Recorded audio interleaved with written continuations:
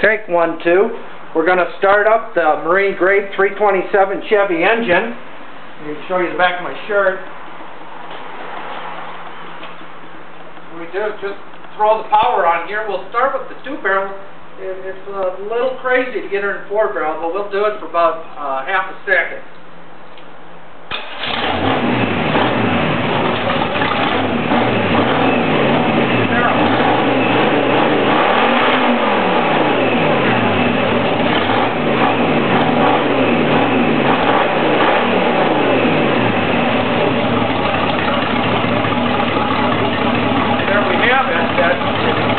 Appears to run fairly decent.